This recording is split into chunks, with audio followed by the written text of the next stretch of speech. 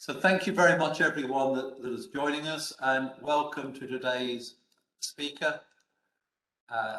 And today's speaker is Neil Usher. Neil's an internationally experienced senior property, workplace facilities and change leader. And I know that's true because that's the biography he sent to me. Neil's been a prolific blogger for over a decade, and throughout his career has built broad-based property and people networks. Regular conference speaker and a regular Herman Miller Insight series online, and author of 2 books, The Elemental Workplace and The Elemental Change. I have 20 copies of those books, which will be given away to those online listeners in a draw afterwards, so a great chance to listen. Can I ask you to use, feel free to use the chat box to connect with us and ask any questions as we go along. That would be great.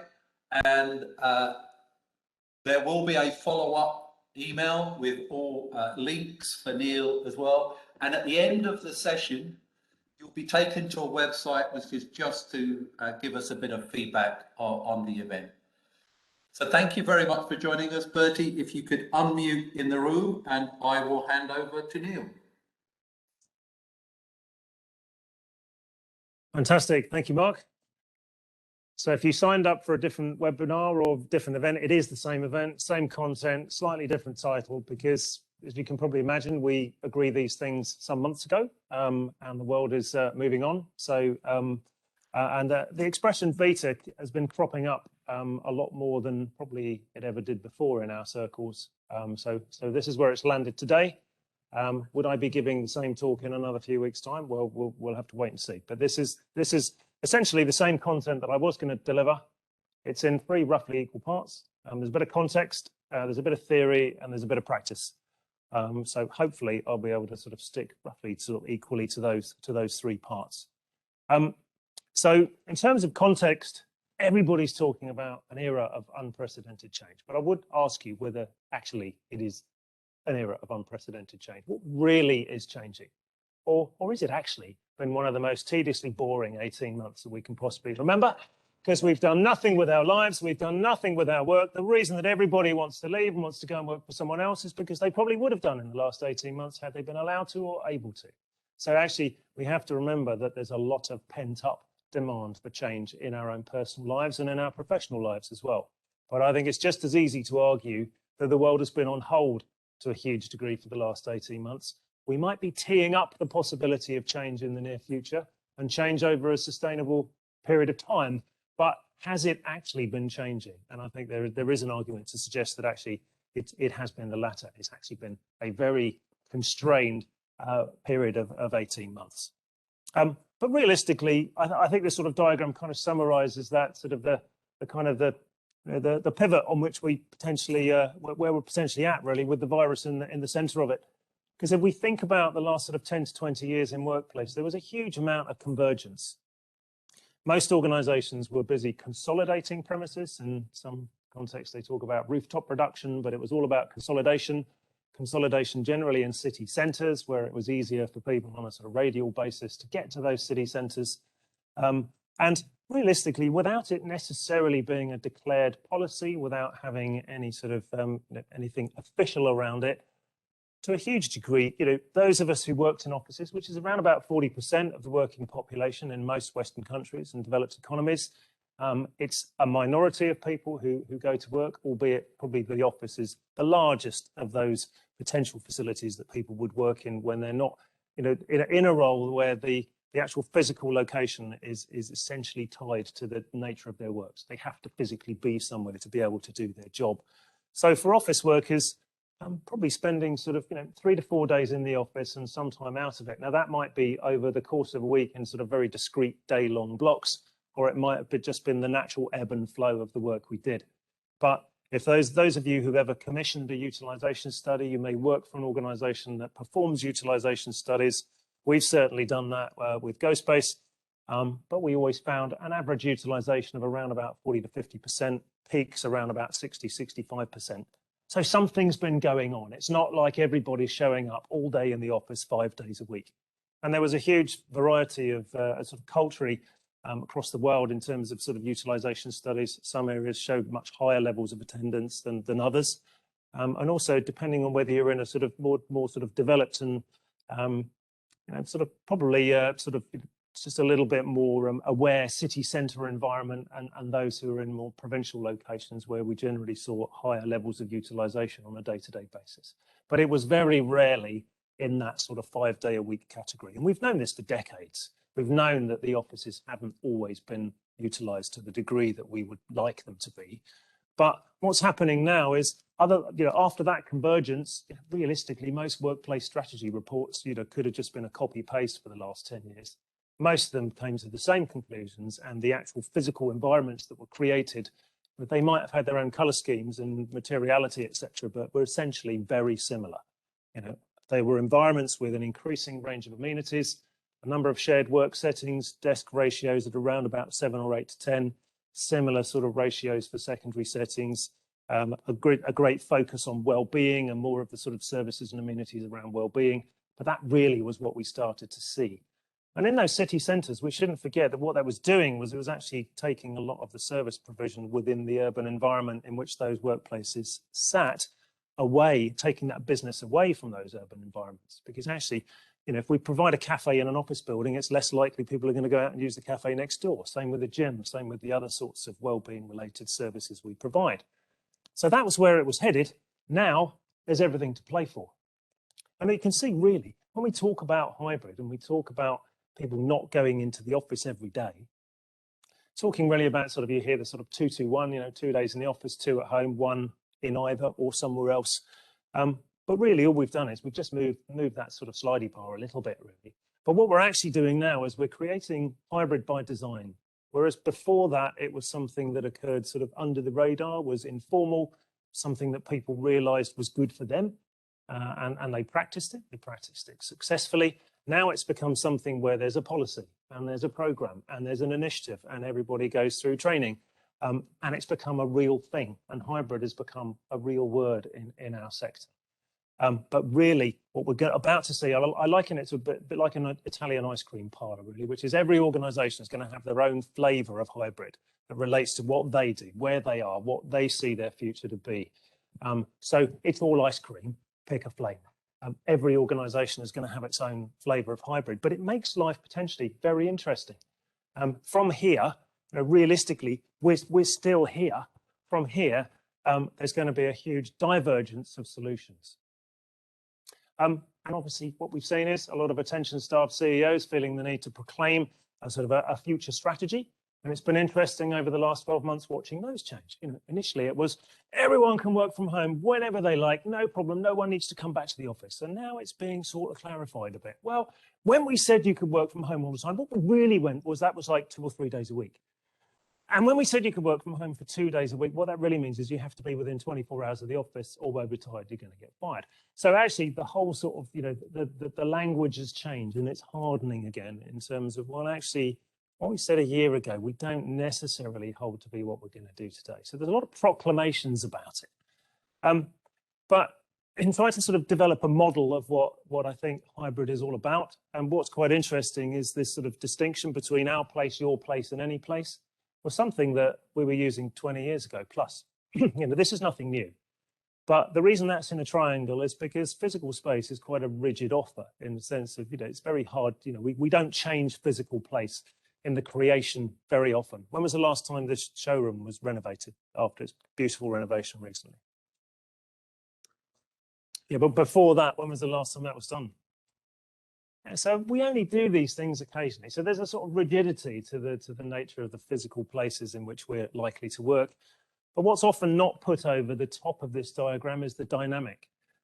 No, excuse me. So there's been a huge amount of focus, understandably, because we've all been working at home, on ourselves. It's all been about what do we want, and we've transposed our own sort of ways of working and preferences and our own sort of practical considerations on everyone else. I can work at home really effectively, therefore everyone can, and we see a lot of this at the moment. But it is understandable because we've been in our own domestic environments. We haven't been surrounded by people on a day-to-day basis. You know, when you switch that call off, you know, no one can hear you scream, obviously, unless you're in a flat share or a or a communal space. But realistically, you know, we've been on our own, so we're going to think about ourselves more than we are necessarily our colleagues with all of their needs and all of their sort of issues in relation to working with us and all of the shared commitments we have and the projects and the initiatives we're required to be involved in, or that we think are necessary and we want to work with our colleagues on, and the organisation's targets and goals as well. Organisations may well be sort of self-sustaining beasts whose you know, the way they're all set up is to sort of, you know, is to kind of outlast all of us in that sense and to continue in that sense and continue their existence. But there is a huge dynamic between these three, and even showing it as a circle with a sort of movement between these three is a very simple way of doing it. Actually, it's far more iterative and it's far more involved and organic than I can represent it in a two-dimensional diagram. But it's not to forget that all of this is going on over the top of the spaces. So as we pick and choose the physical place we want to work in that best meets the task, we're not just thinking about ourselves, or at least we shouldn't be from here just thinking about ourselves. It's no longer all about us. It never really was, but for the last 18 months, we can probably be excused for thinking that it was. Now, this statement is something I've sort of started to utter more, that I've been helping organisations through the process of moving to hybrid. That's probably most of the work I've been doing in the last 18 months, rather than sort of physical workplace design. It's all about sort of the more kind of organisational and cultural side of it. And sometimes this gets lost really, but actually hybrid is a lot more difficult. In the same way that the agile workplace was a lot more difficult to create and manage than the more traditional allocated workspaces, which came as a big shock to a lot of organisations. They thought that somehow that just building it meant that somehow it all looked after itself and everything just happened because we created all these shared settings and people just sort of move around between them and they organise their own lives and we can sit back and go and drink coffee and marvel at our work. But actually, you do get out what you put in. So what organisations are facing now is the need to actually think about it more, to plan more, to think about the consequences in a balanced way. So it's not all upside. You know, there are significant downsides of a move to hybrid, and we have to be aware of those, just as we're aware of maximising the opportunities that it involves. There are a lot of disadvantages, and we have to be open. We have to declare them, and we have to show how we're going to mitigate and manage those as well. It's all needing to be balanced. But we must never forget that actually this is going to involve a lot more effort on our part, and we're going to have to put a lot more time, thought, and energy into making hybrid successful. The opportunities are fantastic.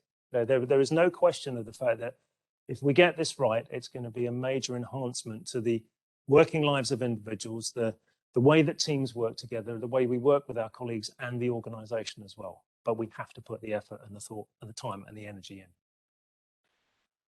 At the moment, we're facing the fact with hybrid that we don't have any philosophy. We don't have any guidance on what this all means.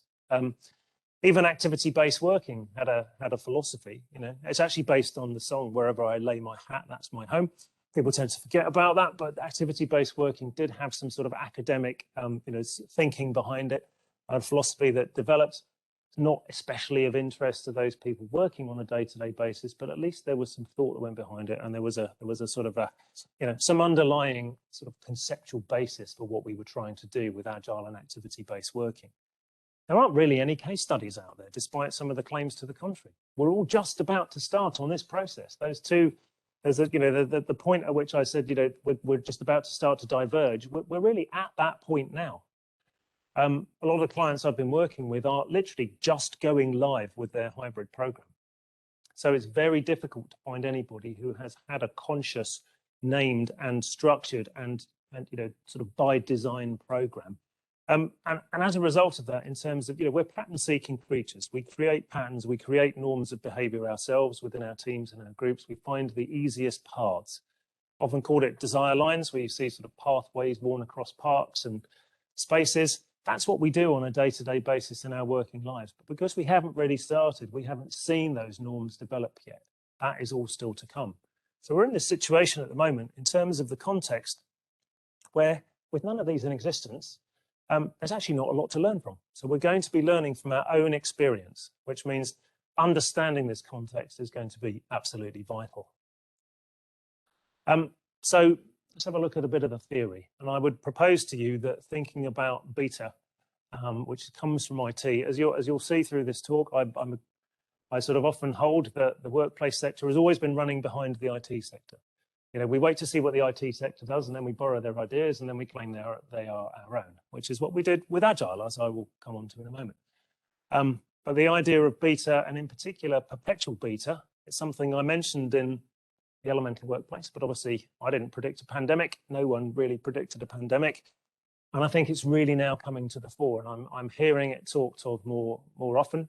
I'm seeing people talking about the idea of perpetual beta a little more, but I think it's important to understand what it entails and what it is. It's not just stuff's changing; it's a lot more in depth. I think this all began really in terms of sort of the thinking around this with a piece of work. Has anybody ever read the? Fantastic. I would have said that you had, actually. I would have put money on.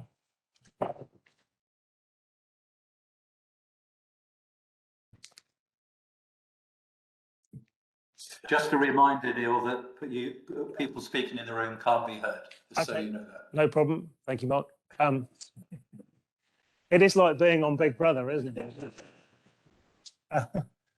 But Mark, you could be my big brother. So the manifesto it was a group of software engineers got together in a place called Snowbird in Utah in 2001, which is obviously a party that we all wish we were invited to. And they developed this manifesto. The reason it's really important is that it actually sought to embody change in everything that sort of was involved with software development. You've got to bear in mind, you probably remember, if you're old enough, the history of some disastrous failures of software development, usually within government, because they are all huge pieces of work in a very linear, phase gate oriented program, exactly the way we would lay out a Gantt chart, you know, all of the specification, all done in sequence to find that the world had moved on and the damn thing didn't work and millions and millions of pounds or dollars had been wasted. So they said, look, there's a better way to do this. Now, the important thing, and I need my notes here because I can't remember it exactly, but the important thing to note here is that there were, and if you go to the website, it's still up. There's nothing in depth on there. It just tells you what the 4 values were and then the 12 principles. And one of the 4 values of the manifesto was responding to change over following a plan. Now that's almost an anathema to the workplace industry. Responding to change, that means more fees, delays, and actually a real problem when it comes to critical dates, particularly if we're leaving a building or we've signed a new lease. There are sort of certain things that have to happen in time, and any delay to that is hugely expensive and problematic. And in terms of the 12 principles, the first one I'll find interesting, and obviously this was all in the days before, use of web calling, etc. But the most efficient and effective method of conveying information to and within a development team is face-to-face conversation. And that was something that they all signed up to, and that's a core principle of Agile.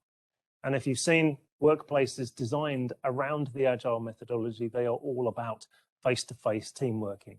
Space for stand-ups, the 15-minute stand-ups in a circle, non-hierarchical, the way that software developers work back-to-back to be able to have interaction and then to turn around and focus. It's all based around the ability to interact in a face-to-face manner. And second one of the principles, welcoming change requirements, even late in development. Agile processes harness change for the customer's competitive advantage. I mean, welcoming change late in the program. Can you imagine that within the workplace industry? I mean, that is just complete, just don't even think about it. Don't even go there. But this is really where a lot of this began. And this is Tim O'Reilly, caught by the photographer while swatting a mosquito on his neck, which is quite lucky. But Tim gave us the term open source software in the mid-1990s.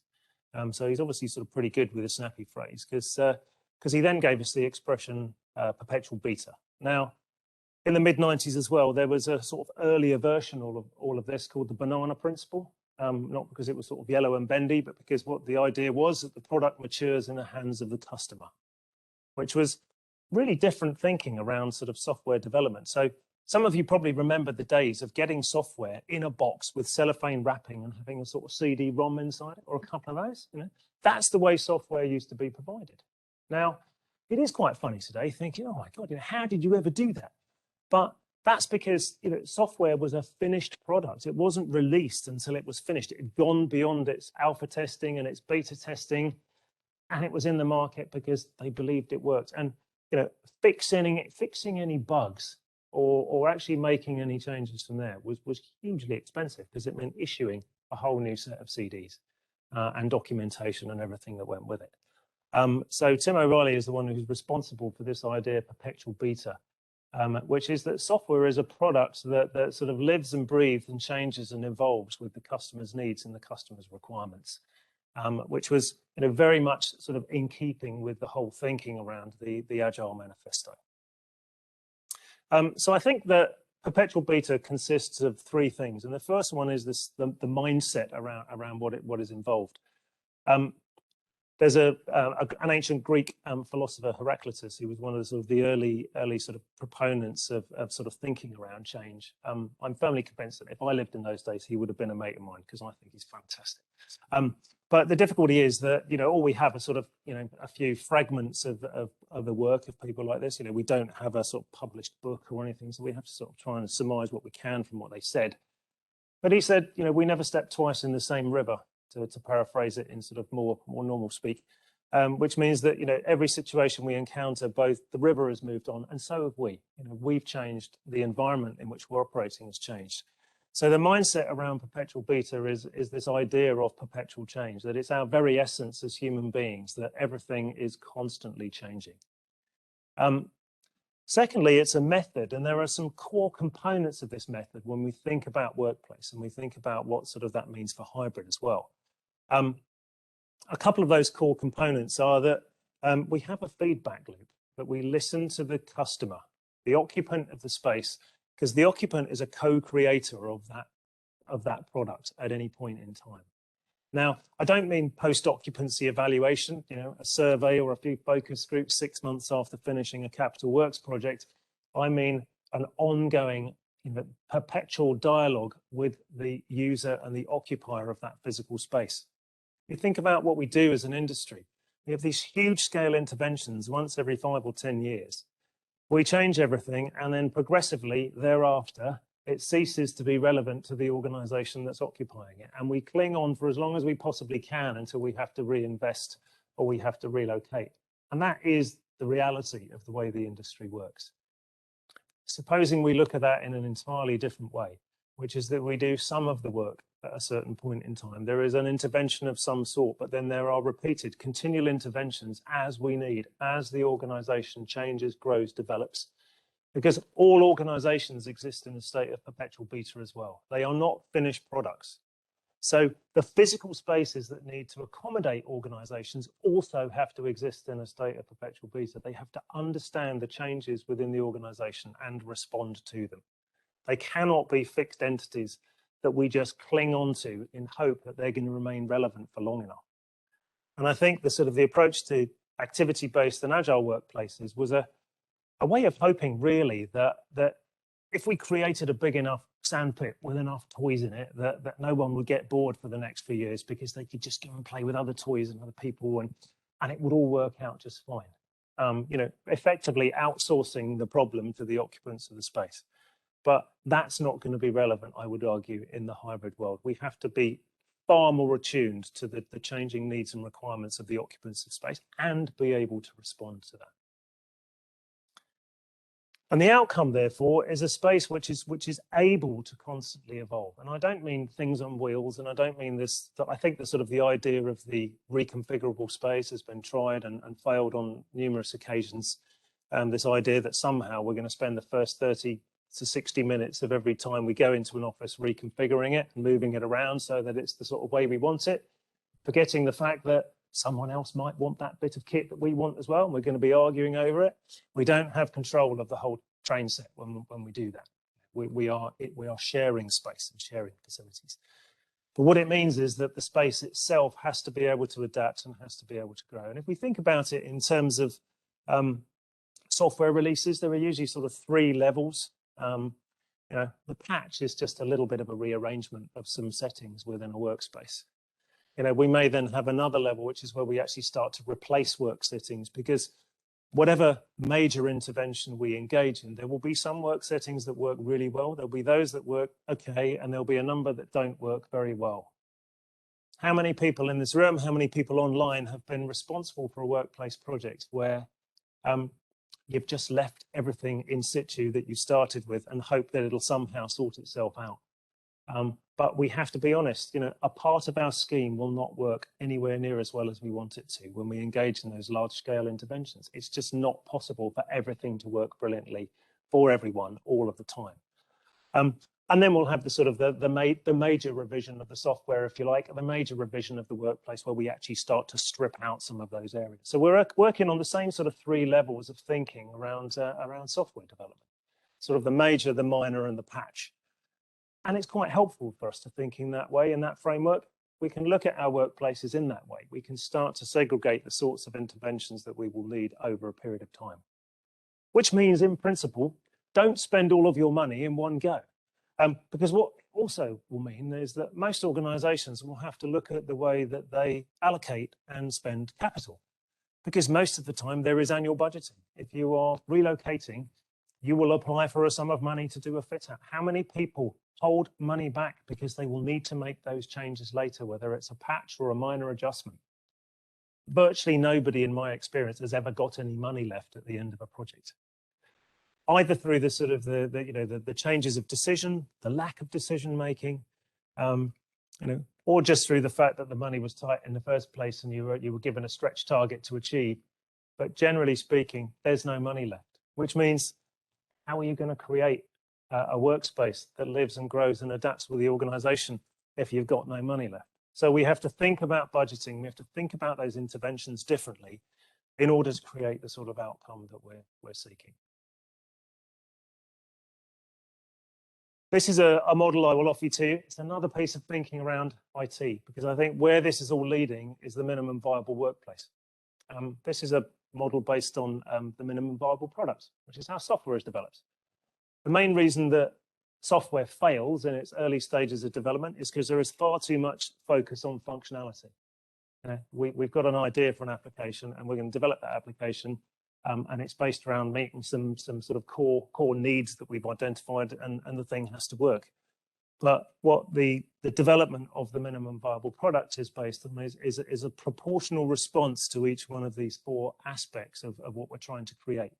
So we are concerned with functionality over everything else, but we also have to make it reliable, usable, and beautiful. And there is a place for all of this in our thinking, but in some degree of proportion. If we think about applying that to a workplace, what we're actually saying is sort of where that dotted line is really all about the establishment of need. What does our workplace absolutely need to do? Forget what you want it to do or what you'd like it to do. Just think about what it absolutely needs to do. And potentially this is a highly sustainable response. Because if we think pre-pandemic, we used to create workplaces on a just-in-case basis. It was really the maximum possible product, wasn't it? It was all about making sure, because we supposedly spent all day, every day in the workplace, let's make sure that we provide all of the facilities, all the amenities and all the services you could possibly want during the course of the day, because you're going to be spending 10 hours a day here, 5 days a week. So it has to work and do everything for everyone all the time. Whereas in a hybrid working environment where we're looking at the purposes of the workplace, deliberately a plural, not a singular, when we're looking at the purposes of the workplace, they're going to be quite specific. The reason that we would choose to go to a workplace, to work with our colleagues, to do things that we can't potentially do at home, is to meet specific needs for particular purposes. In which case, the workplace doesn't have to be this full provision of everything we could possibly want, just in case, because it's not environmentally or commercially sustainable. And also, when we look at it in terms of the triple bottom line, is it really viable for our people as well? Because if we're going to these vast spaces with all these amenities and facilities and services, and there's only about 20 or 30% of our colleagues there, we're going to be rattling around inside some of these facilities thinking, well, I don't really know why I bothered to come here. I can actually get more done at home. So it fails potentially all 3 tests against the triple bottom line, whereas the minimum viable workplace as an idea potentially can be environmentally sustainable because we're only providing what we need. It's commercially sustainable because we're only using the space we need based on the purposes we've defined and agreed. And it's beneficial for our colleagues because we know when we go there that we're going to be able to meet the purposes that we've established in the first place. So I'd ask you to have a ponder on it, really. I think that once again, IT is showing the workplace sector how to think about this and how to meet these challenges. So a little bit of practicality. Hold me for a second. So how do we prepare for change? Now, this is one of these tools, which I'm sure you've done it as well, where you think you've invented something and you're really pleased with your thinking. It's fantastic. Has anyone ever come across the Cynefin framework developed by Dave Snowden? I kind of struggle to understand the Cynefin framework. I have to admit, I've stared at it over and over again. You wrote this paper, it's about 20 pages long. And when I was researching elemental change, I found this paper that Dave Snowden had written where he described the sort of iterative steps that he went through in creating the Cynefin framework. And lo and behold, my sketch, proudly drawn, was in his paper, because this was part of the thinking that he'd used in getting there. And I actually quite like this. I think this is a really useful tool for taking the situations ahead of us, this divergence that we're about to see, the pressures and challenges on our organizations, on our teams, and on ourselves, and starting to sort of split it out a little bit. And there's one of these panes on here that I find the most interesting, which I'll come on to. But this is really useful sense-making tool, because I think we have to do two things in preparing to change. And this is the first one. The first one is we have to make sense of the situation that's ahead of us. Because if we've got no philosophy and we've got no norms and patterns and we've got no case studies, there's even more reason for us to have to make sense of everything we're facing. It's absolutely vital. And you can actually relate this to a lot of things you're going through in your own personal life. And you'll see why in a moment. But if we think about sort of known knowns, the things we absolutely know we know, and please try and suspend any sort of superimposition of Donald Rumsfeld on top of me while I'm talking about this. But you know, if we think about the things we absolutely know we can develop a plan. And that's our normal response to change, isn't it? Must have a plan. Organizations love their people to have a plan. They want people to show them the plan. They want responsibilities to be allocated. They want money to be allocated. They just want a plan to work. And if the plan doesn't work, we go back to who developed the plan and said, you didn't do it properly, or you didn't think it through properly. But the trouble is, we don't know everything. We don't actually know a huge amount at all with what we're facing. So the known knowns are very few right now in terms of what's likely to happen in the future. Pre-pandemic, that box was much bigger than all the other ones because we had a fair degree of certainty as to what was going to happen. Where we know what we don't know, we're able to prepare a plan with some options, got some possible routes, and we might navigate between those branches, but we might get to a solution. But we're at least able to say, look, you know, 2 or 3 things might happen here, and this is what we'll do in response. When we get into the unknown unknowns, because we have no idea what we don't know, it's a blank. It's a blank piece of paper because we can't possibly be able to prepare a plan at all, not even options.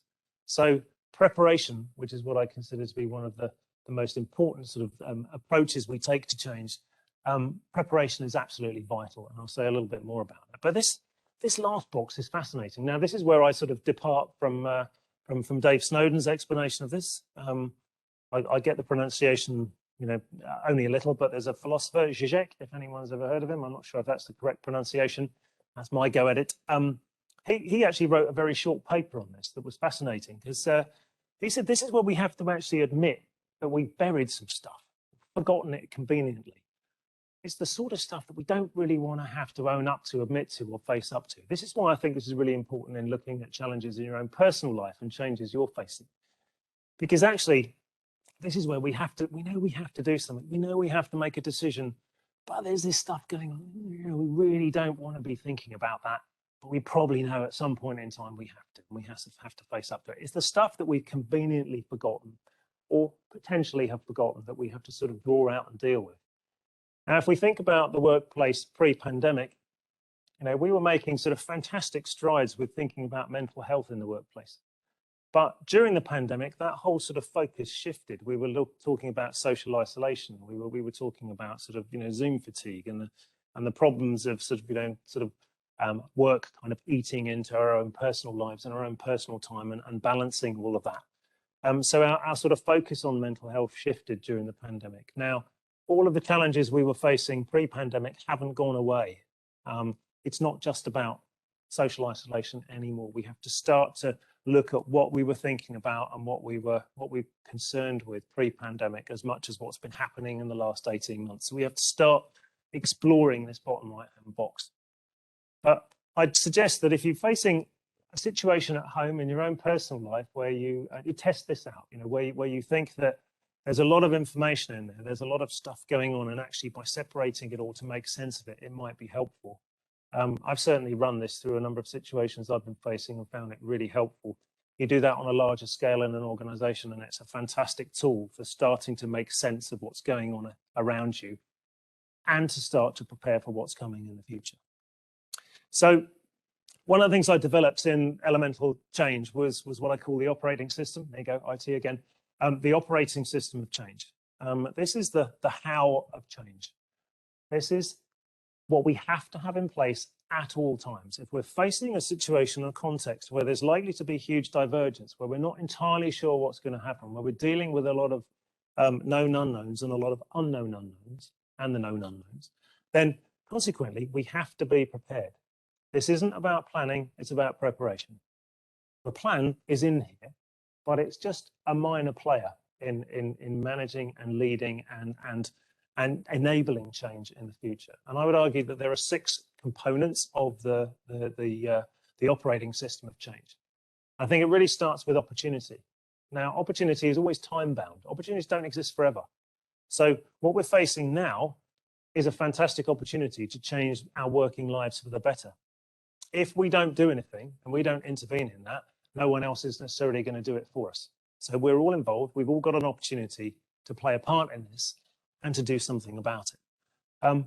Who in this room, I know online you can't do this, but you could do it in your own space if you want to, but who in this room has ever created an opportunity map? Who's ever looked at a situation they're facing and mapped that opportunity? Nobody does that. I bet some of you have done a risk assessment. How many have done an opportunity assessment?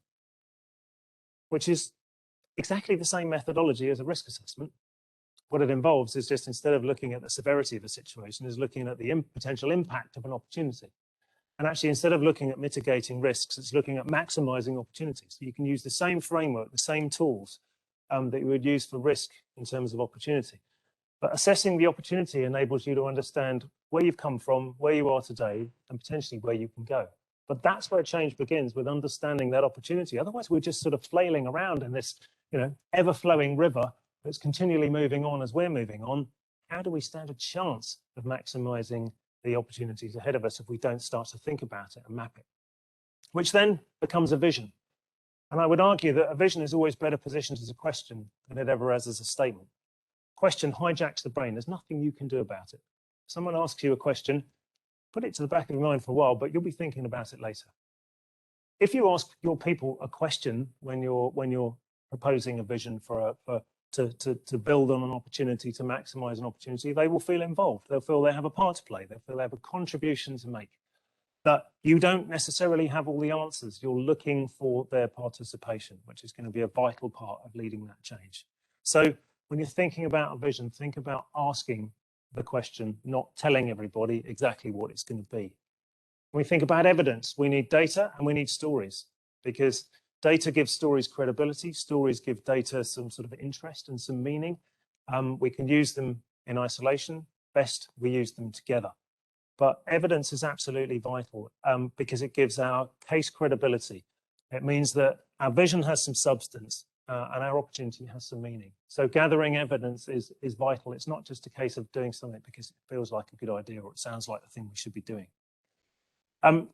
Of course, we need leadership. Now, leadership comes at all levels of an organization. It's not just the people in the sort of the double aspect corner office, because they do still exist. And what makes, when we're talking about leadership, we want the right leadership for enabling change.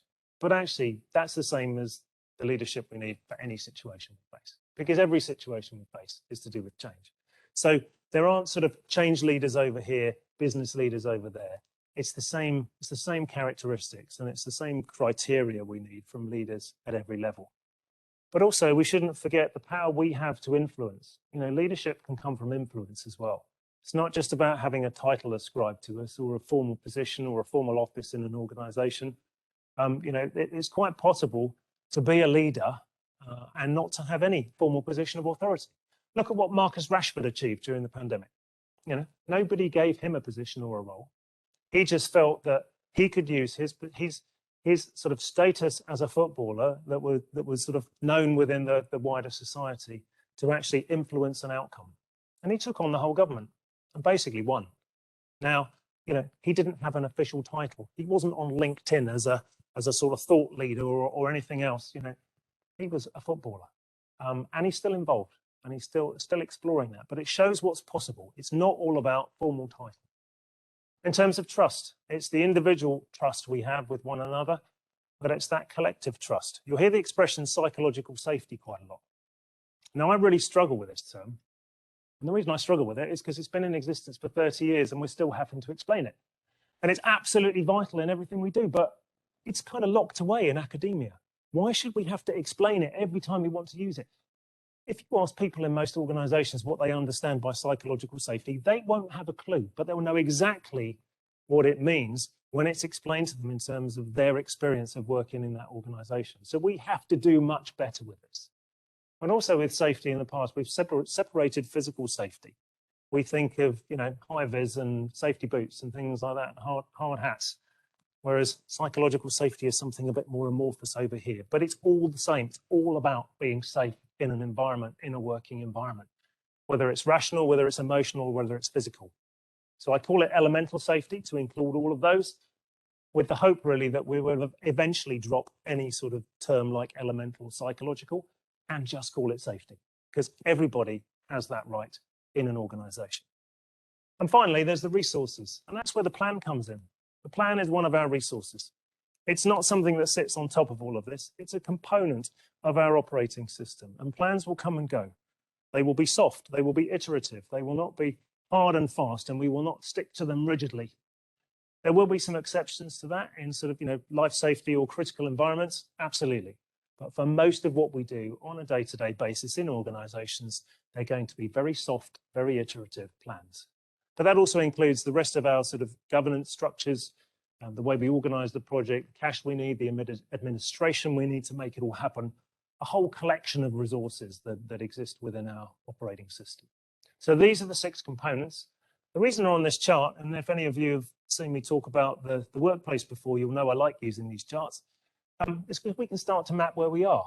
We can think about this in qualitative or quantitative ways, and we can ascribe measures to this. They might be a judgment as much as they might be an actual measure, but it's very easy for us to say, okay, so we've got this opportunity. There's a change coming. We can look at a move to hybrid in exactly this way. In terms of what we need to be prepared for change, let's see where we are. And then over the top of that, let's see where we think we want to get to.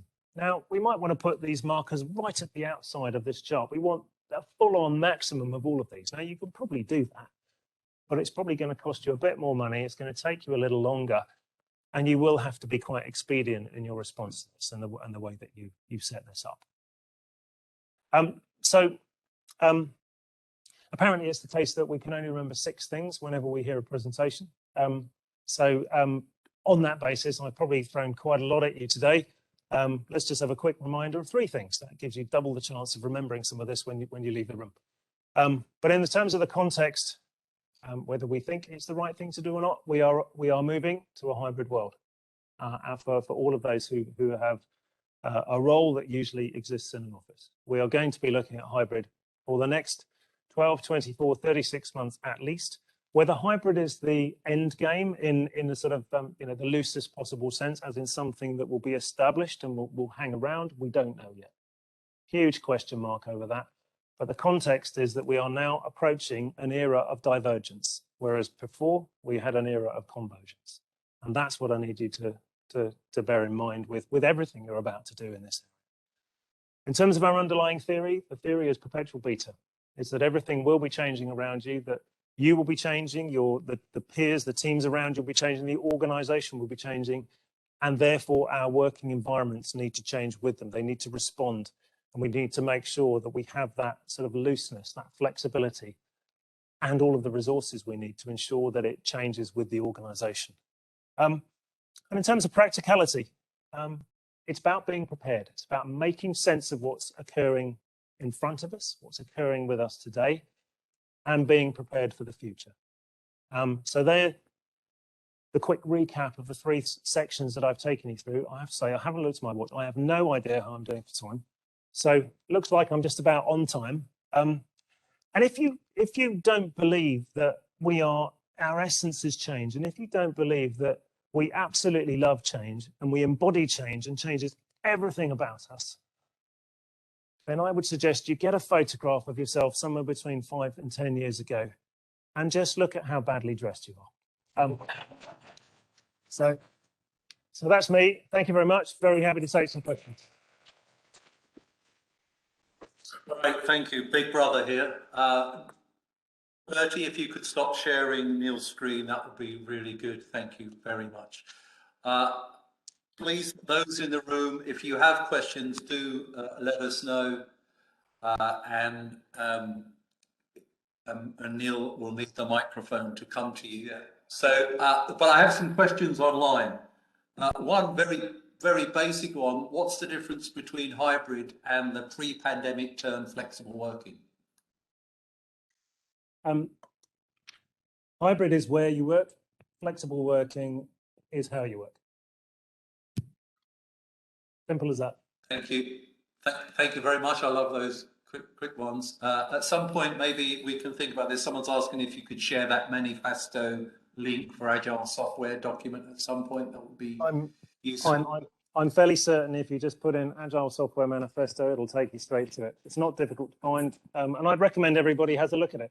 It's fascinating to think of when it was written and the fact that it actually was the it spawned an entire industry. And actually, what was quite interesting was I went to Melbourne a couple of years ago just for the pandemic, and I went to look at a building that I'd always used in all the case, in sort of a number of projects. There was a particular building there. I used to love the images of it. Really pleased that I finally had a chance to go and look at it. And when I got there, something else took over. This whole bank had completely changed the way they were working to mirror the Agile principles and Agile the software approach. And this was a bank, and they'd gone across the whole organization and completely switched to Agile. It's like there'd been a revolution. The people had taken over. All the management offices had soft furnishings and game suites and consoles and things. Everyone was in jeans and t-shirts and very casual clothes. People had created scrum areas, the situations that I've had to face before, building spaces to suit Agile working, which were where they'd sort of dragged up the whiteboards, dragged up the monitors and sort of built these kind of, scrum areas and things. But it was fascinating. I completely forgot all about what I was looking at in terms of the physical building and just became completely absorbed in looking at this bank having moved into, and their tribes were all sort of cross-disciplinary tribes. They'd almost sort of diluted all of their departments, the formal departments, and they'd just become this Agile organization. It was amazing to see. Great, thank you. You talked about monitoring need for change, but by what means? Occupancy centres, granularity, or a swamp of data?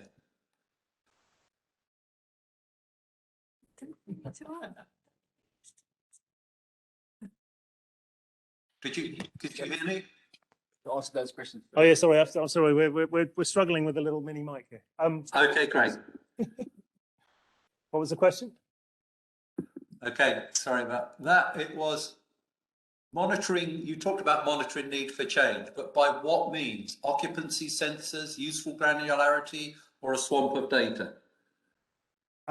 It's a whole spectrum of ways of creating effective monitoring and an effective feedback loop, of which conversation is by far the larger part.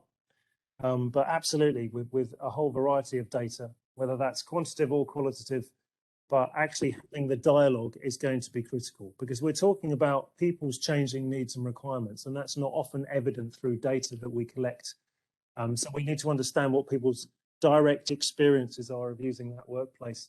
And we need to delve a little deeper sometimes than the comments that are offered to us, and we need to understand what's really going on. So, you know, over the top of all the data we collect, dialogue is absolutely vital. Thank you. Let's go to that question in the room, and my apologies about that. Thank you. It's Bridget Workman from the Change Work Company.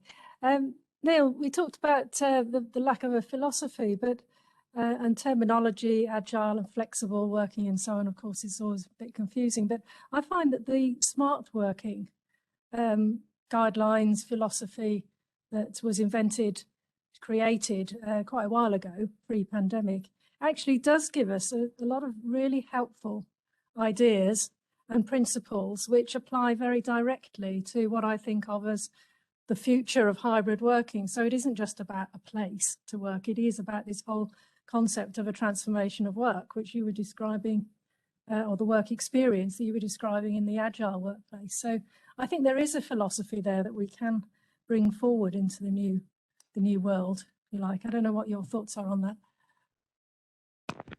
I think that's a great point. There are a number of philosophies like smart working that have existed for some time. There will be a sort of components, if you like, of a developing philosophy.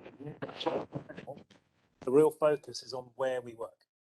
All the conversation. Could you click the mic back on, because that's it. Thank you. All the conversation is about where we work. If you look at any of the social channels, if you look at, you know, I just did a webinar before this where we were trying to move the conversation into other areas, but it's all about, I want to work at home. I want to spend some time at home and in the office. You know, where has become the critical issue during the pandemic, because we've been forced by virtue of this crisis to work at home. And we've identified that we can be productive at home. So I think the philosophies that we've developed over the years will become increasingly relevant as we piece it all together again.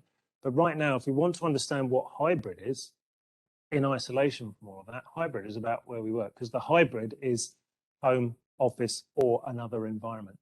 I'm actually seeing it increasingly the case that organizations are getting a little concerned about people not working at home or in the office because of sort of data security issues, these sorts of things. You know, people logging onto the open cafe Wi-Fi, and you know, in the same way that organizations are a little concerned about, you know, information security when it's in people's homes.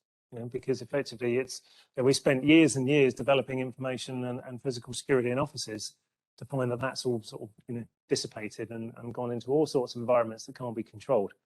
So I think, you know, at the moment we're just a little fixated on the physical location, but I think, you know, absolutely there's a lot in the smart working philosophy that was developed and adopted that that we'll see sort of, you know, re-emphasized and reincorporated.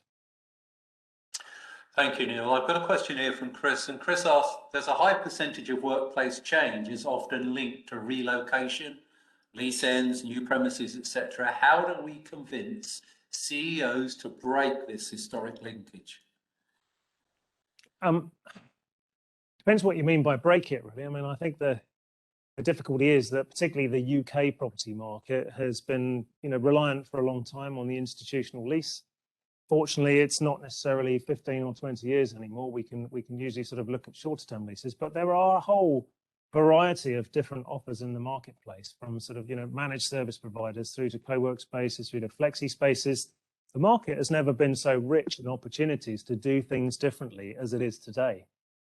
So we don't necessarily need to be looking at fixed term leases and direct leases.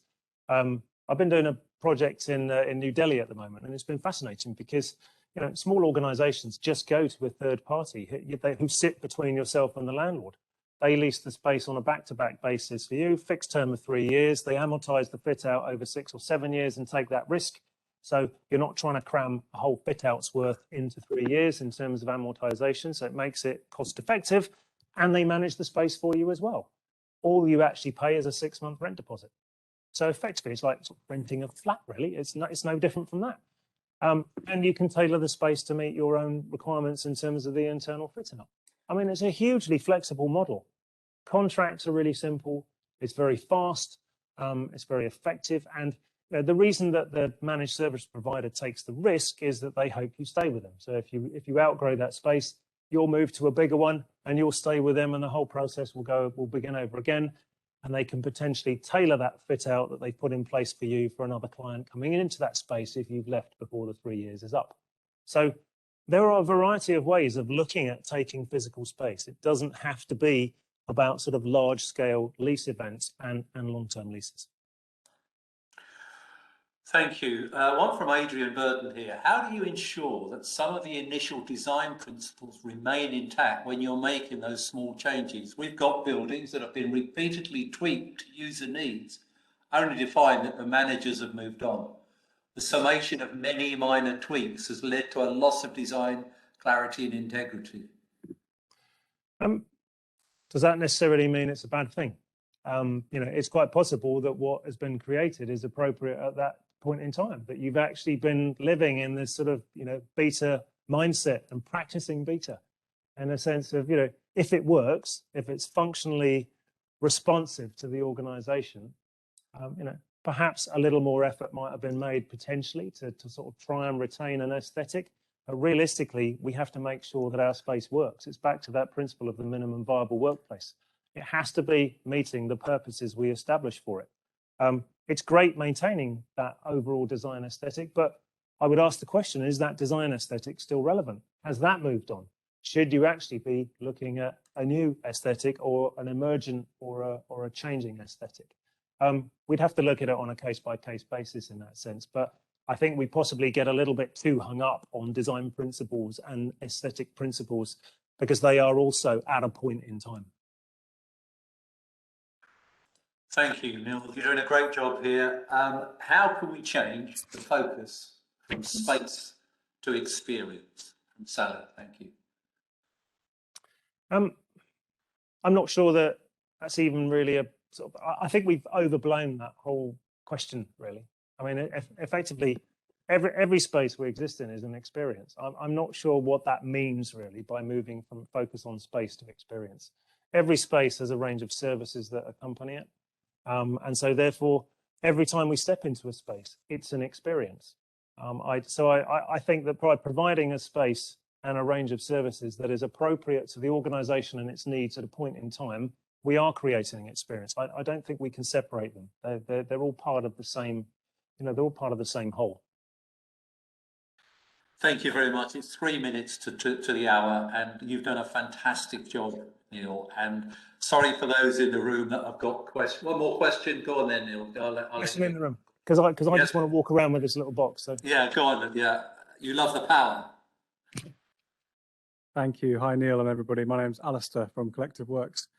Is now the right time to trial a 4-day week?